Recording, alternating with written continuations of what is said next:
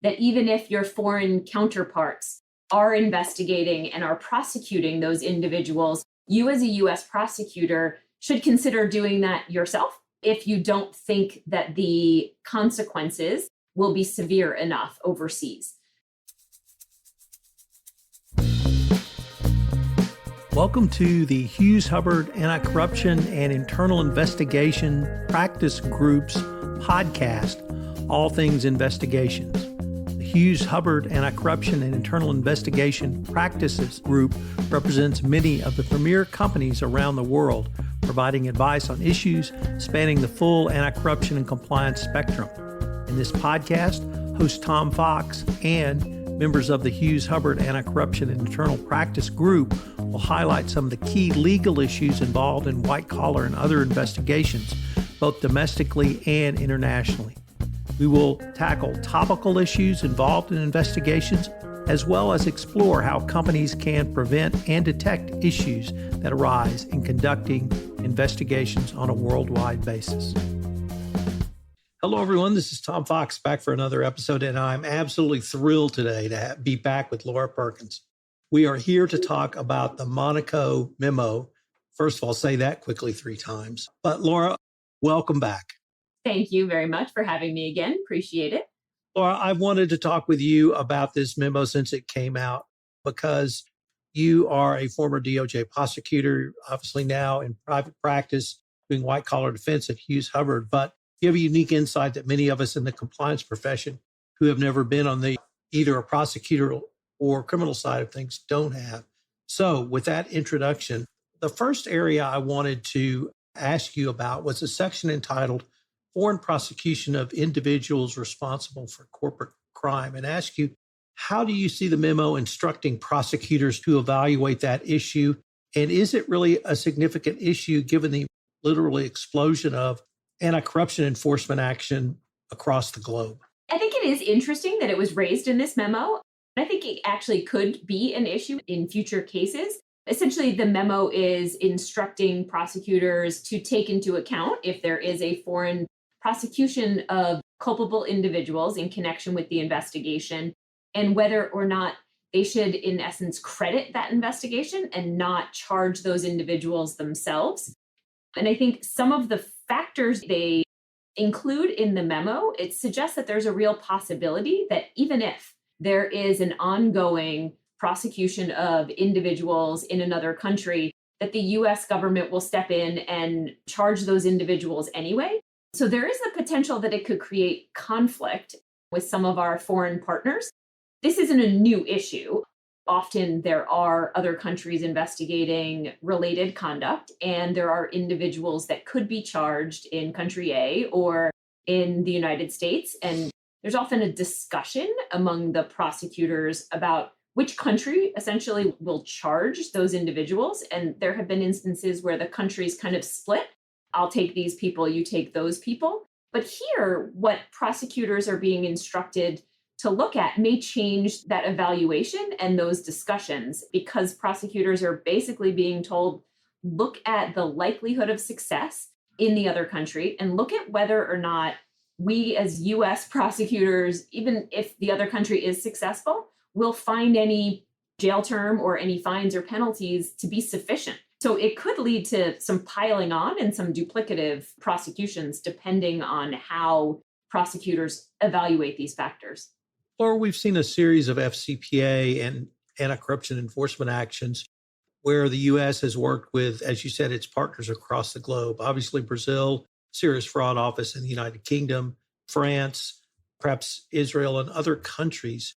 So it's clear there is not simply cooperation, but an ongoing dialogue between prosecutors in these countries. Could this subject be a part of that dialogue as well? Absolutely. And it already is. So I don't think that the adding of this to the memo will make it part of the dialogue. The discussion of individuals has been part of that dialogue for quite some time. So it won't add a new factor, but it will be slightly changed depending on how prosecutors interpret this guidance. Could this even be something that's a response to the now Second Circuit ruling in the Hoskins case or other cases where it was clear there was some form of corruption, but the FCPA either didn't reach it or jurisdictionally, U.S. prosecutors could not reach individuals who may have been involved or were alleged to have been involved in the corruption? I don't think that this is a response to that, because the way I read this is it's essentially guiding prosecutors to charge more foreign individuals as opposed to less, and to say that even if your foreign counterparts are investigating and are prosecuting those individuals, you as a US prosecutor should consider doing that yourself if you don't think that the consequences will be severe enough overseas. It has always been a factor of if there's another country that could be interested in prosecuting these individuals and that country just doesn't have the political will or the ability to prosecute individuals, then the US would at times step in for those reasons, in part to ensure that culpable individuals were prosecuted. Here it's a little bit different because it's talking about if there sort of is already an ongoing investigation, prosecutors are being directed to evaluate whether that prosecution is enough or whether the US needs to step in as well and go after those individuals in addition to or possibly instead of a foreign counterpart. Laura, I'd like to now turn to the subject of self-disclosure and timeliness of disclosure. I felt the Monaco Memo emphasized in very strong language the desire from the department and for self-disclosure, but it added a new component of timeliness. I was wondering what your thoughts were first on just the general discussion of self-disclosure, and then see if we can maybe explore timeliness. What is timeliness? Is a prosecutorial version of timeliness the same as Tom Fox's version of timeliness? And what steps might a company try to engage in to show timeliness to the department? Sure. So addressing first just the discussion of self-disclosure generally, I think that this memo and Dag Monaco's comments underscore the department's desire for companies to self-report misconduct that they become aware of. It directs components that don't presently have guidance on self-reporting and the benefits of self-reporting to develop that guidance. So I think it will have a larger impact in certain areas than in others. So for example, in FCPA cases, there already exists guidance on the benefits of self-disclosure and sort of what's expected for in connection with self-disclosure, cooperation, remediation. But now the department as a whole, so different US attorneys' offices and different components within the Department of Justice are being directed to establish their own guidance on self-reporting. So I think that will broaden the emphasis on self-reporting throughout the department and will have a bigger effect in some areas than others. With regard to your question on timeliness, sort of what does that mean? Unclear. I mean, it really will be left to the discretion of prosecutors to decide whether or not a company was timely in its disclosure, both of the criminal misconduct, which has essentially always been the case as to whether a self-report itself was timely. But now it's not just the self-report, but it's also the information that is being provided by a company throughout the course of its cooperation. The memo places a lot of emphasis on how that information needs to be shared in a timely fashion so that the department can move forward and investigate, better prosecute culpable individuals. One of the themes I thought the Monaco Memo had was it was a mixture of both carrots and sticks, and that it did force corporations to engage in certain behavior quicker, faster, and perhaps better. But it also gave carrots. And one of the carrots was around the timeliness issue will now be part of the evaluation of whether a company has cooperated so that they could get potentially 25% discount under the FCPA corporate enforcement policy. I even see it perhaps going to cooperation component for discount in the U.S. sentencing guidelines. And so if that is correct, that would seem to me to be a very good and big incentive for corporations to really engage in timely self-disclosure and ongoing timely reporting. Would that be a fair assessment in your opinion?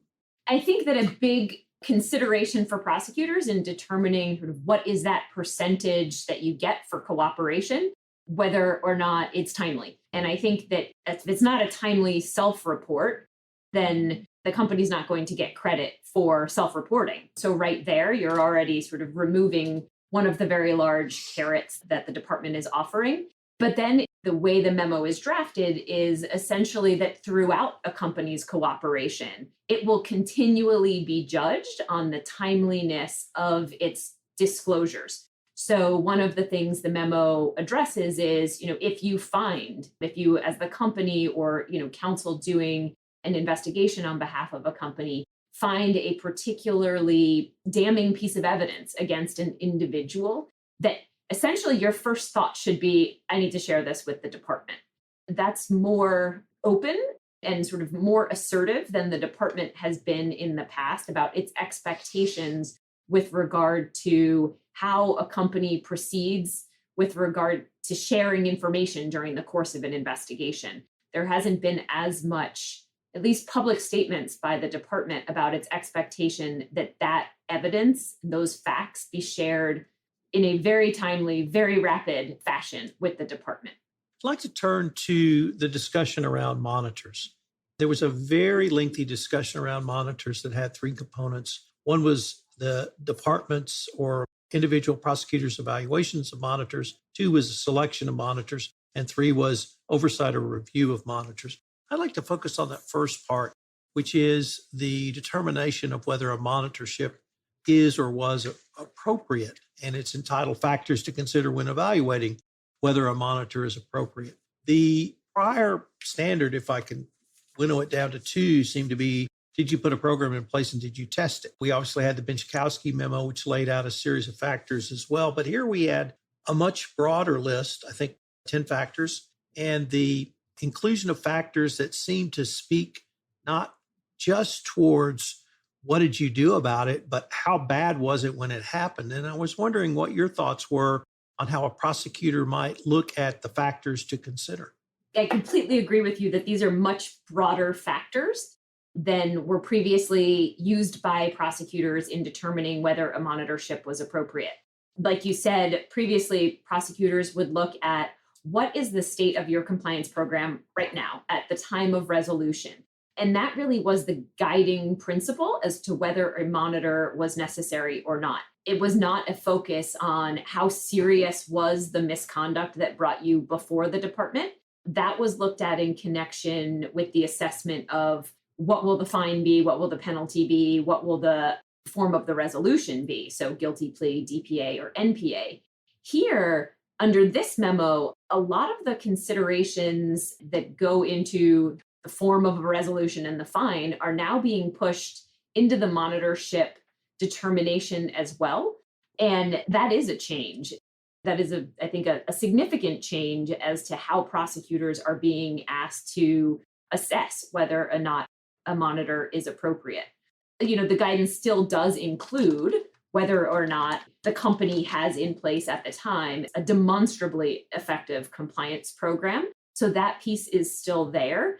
But the department has shifted some of the other sort of more culpability or previously thought of as culpability type factors and is phrasing them in a way that is used to say, okay, if this misconduct was so serious, then it shows perhaps a culture that hasn't changed. And so that could be important for us to understand in our monitorship determination.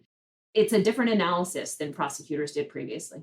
The other components on the monitorship, specifically how a monitor is selected, is that something that is new in your experience, or is that something that was actually done perhaps informally, but as a part of a prosecutor's overall remit in these types of cases?